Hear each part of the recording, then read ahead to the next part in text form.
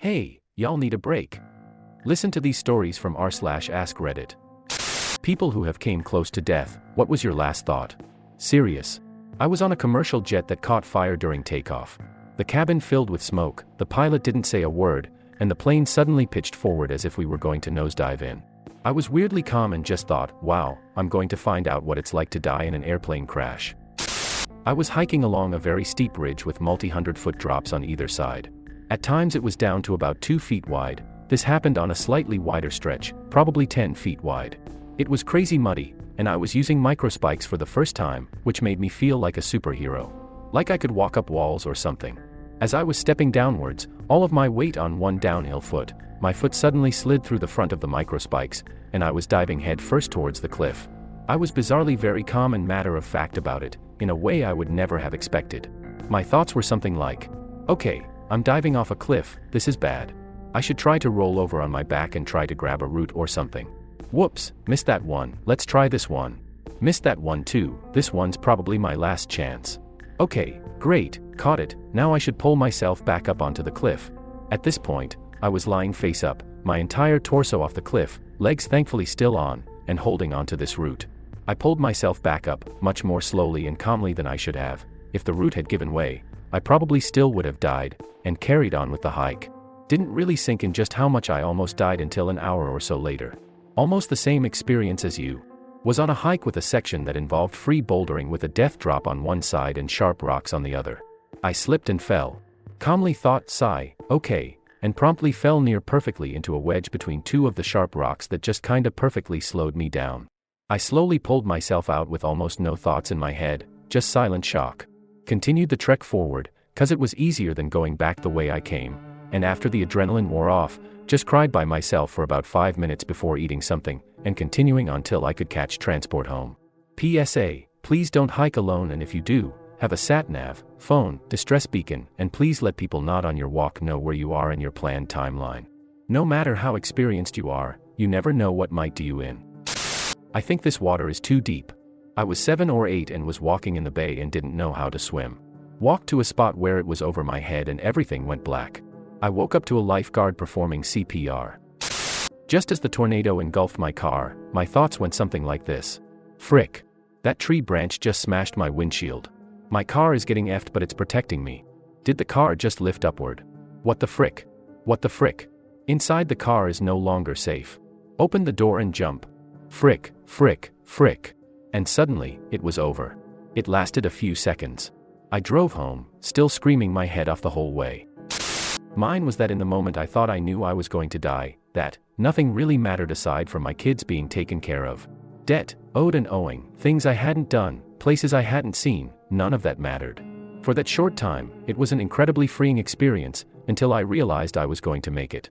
Then it also slowly crept back in, the stress, the weight of it all. But I learned at that point, that really, very little in life actually matters, in a good way. Oh, this is gonna effing suck, as a car missed me by inches. So I have this awful habit as a pedestrian, when I'm with someone I trust, that is husband, of taking right of way for granted. I know. One time I was on a walk with my husband and dog, the walk sign had just turned to the flashing hand warning, and I started to take a step onto the street, my husband goes, stop. Which made me trip forward. Luckily he had caught my arm and yanked me back before an SUV that hadn't slowed down at all turned into our crosswalk and zoomed off. That thing had to have been hybrid too, 'cause I never fricking heard it either. It zipped right the frick by and I don't think he even saw us, to be honest. But yeah, driver was a fricking a-hole, but I was a fricking idiot. The part that scared me the most though is that, if my husband hadn't caught me, I absolutely would have fallen right beneath the wheels. In the middle of it though, my brain only had capacity for wah. LMAO. Of course this would fricking happen. Choking on lots of blood after a vein in my throat was cut and burst after surgery. They were panicking because no surgeons were there to seal it.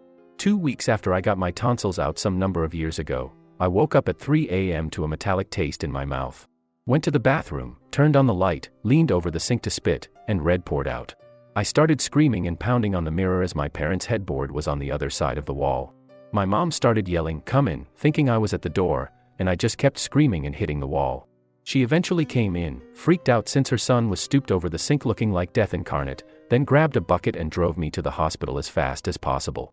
So we get the ER with my soul leaking into this bucket as I'm trying to not swallow all the blood, and they tell us they don't have a bed available yet.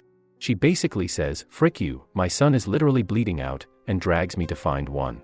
Suddenly, staff is approaching trying to figure out what's going on. They see blood dripping out of my face, how pale and feeble I am, and get me in a bed. As soon as I sit down, I'm hit with an intense wave of nausea. I puke and it is all blood. The bucket is full. Now everyone is panicking, but I in my deplorable say, "I gotta pee now." They insist I don't, but I just start standing up and trying to walk somewhere to take a piss. Needless to say, I immediately pass out, crumple, and piss myself. As I've been told, they threw me back in the bed with my feet raised. Blood starts dripping out my nose and mouth from the extra pressure. My mom is in hysterics at this point and has to leave. They then cauterized the back of my throat, and I wake up the next day to learn I had lost like a third of my blood or something crazy like that. I was told my odds of having an outcome that bad from a tonsillectomy were like 1 in 100,000. TLDR, got tonsils out, horrible weight loss and dehydration, almost bled out in the waiting room, the urge to pee is stronger than my will to live. I have a calculus exam in 4 hours, I should be sleeping while my body shut down from hypothermia. Damn, what was the situation that made you worried about an exam while nearly dying of hypothermia? I'd expect hypothermia to go into effect in a place where you don't have an exam to be worried about, but hey. I wrote down the whole story in a reply to another comment in this thread. Basically, I had to work a 23-hour shift outside in Canadian November and I wasn't bundled up as well as I should have been. I recently fell 23 feet onto rocks. I was climbing a lighthouse built in the 1700s, and was being a little more reckless than I should have when I decided to climb the staircase leading to the top. The stairs could support my weight, but the roof collapsed, dropping me down and collapsing on top of me. As the stairs detached from the ceiling, my last thought was, well, this is a stupid fricking way to die. I just felt really tired and was confused about why the doctor was yelling at me to look at him and breathe. He was just figuring out that they jabbed an artery during my hysterectomy while I was in the recovery unit post-op. Everything just felt cold and my vision was going dark, but that was because of the tremendous amount of blood I'd lost. I didn't see any bright lights or God, but I also didn't see any fire and brimstone either. ETA, blood donation saved my life, straight up.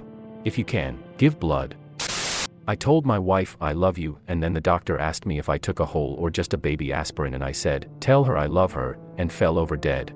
12 minutes later they got my heart beating. 19 days later when I woke up, wife was right there holding my hand. 40/30 is really low blood pressure. A street light fell on the roof of my car after I skidded off an exit ramp and hit it head on. I didn't realize that they are intentionally constructed to be lightweight and hollow for instances such as this. I don't run into lampposts much. My thought as I saw it slowly tilt forward until it came down on my car was literally, well, I guess I'm going to die. Then I just waited for it happen. I didn't have much time to process anything else. I was relieved when it merely dented my roof and unceremoniously rolled off my car and landed in the grass beside me. If this doesn't kill me, it's gonna really hurt. Did it hurt? Oh yeah. To this day. Where is he? For context, I was in the hospital and my husband was rushing to get there but he didn't make it in time. I was rushed to surgery and he was there when I woke up thankfully. I was in a severely abusive relationship when I was 16. After a particularly nasty fight I was sprinting down the road to get away. I heard his car very quickly approaching and something just came over me. Everything went silent. My mind was empty. I was extremely calm. I took one big side step and collapsed into the ditch. The car mirror must have missed me by less than an inch. The force of the air around the car caused me to lose my balance and spin a bit, landing poorly. Then I got up, ignored the twisted ankle and started sprinting again. When I thought I was about to be spattered across the pavement I had no thoughts, just a sense of calm and peace. My first thought when I realized I would live, you'll never touch me again you nasty motherfricker. Attempted murder was enough for me to end the relationship permanently. Okay, I'm being serious, I fell about 3 stories and if I remember correctly my thoughts were, crap did I really just fall off another building, and, damn my girlfriend is gonna kill me. He's not going to stop. He's going to kill me. Was wrestling with a guy. We were on LSD. He started to choke me, other people were laughing. I could not breathe in air to speak. And he kept going until I saw stars and blacked out. Never fought with anyone ever again. When did the train got so close? Almost got hit by a train. I was in a car wreck where I wrapped a car around a power pole going about 90 miles per hour. The car impacted the pole from the passenger side and snapped the pole on impact, sending the car rolling numerous times, ending right side up but with the car bent in half with 4 feet of cave-in from the right-hand side. This was almost 15 years ago, and I can still remember in the moment before I hit the pole, I saw the whole thing happen, the impact, the glass shattering, the airbag deploying, where my hands were still holding the steering wheel through the whole thing. Then reality snapped back into place and the event happened in real time in all of its violence. It was the most surreal experience I have ever had. Seeing it happen, then experiencing it. I left the accident with barely a scratch on me. But it still fricks me up randomly when I think about it. I've always wanted to ask other people that have survived events like this, if they also sometimes think maybe they actually died, or are actually in a coma or something, where this life that has been being lived and experienced since is just a quick dream while you're unconscious, but too scared to wake into the reality that maybe they're waiting. My last thought when I knew I would live was, one day this will happen, and I won't be able to stop it. God, I hope he remembers to feed the dog. Was living with my ex at the time and the primary caretaker for his dog. I was also mildly suicidal, so I was much more concerned whether the dog was gonna be okay. I'm going to die and I'm not even going to take the deer with me.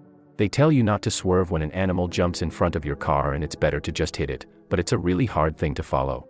As a fun bonus, insurance covers you hitting an animal, as it's a moving object, but not the freeway divider you slammed into while avoiding the deer. It's gonna make me sound like a lunatic, but I just laughed to myself. Paramedics said I was laughing when I came back from it. My cousin is like this. I remember when we were learning to swim he struggled. He would start laughing every time when he started to flail and sink below the water. I almost drowned a few years back. I remember it vividly. I went under for what I expected to be the last time. Looking up, I could still see the late spring sun shimmering through ripply surface of the cold water as I kept sinking. I made peace with it. I asked for forgiveness to whoever was listening. I asked for guidance in whatever afterlife I was about to enter. I thought about my, now, fiancé, my family, and of how me of a way it was to die. I was always doing stupid things that could put me in harm's way. I felt peaceful, calm, relaxed, accepting of it. I knew I was about to die and it was okay. A moment later my brother had plunged into the water and managed to pull my face above as we both struggled against the cold water and our locked muscles to get to the bit of shore. I vomited violently for what felt like an eternity, when in reality it was likely no more than 10 minutes or so. I haven't felt that awful or that peaceful since, thankfully. I thought I had more time to tell people I loved and appreciated them. That is no longer going to be my last thought, proud to say. Thanks for watching. Like, subscribe and share your thoughts in the comments.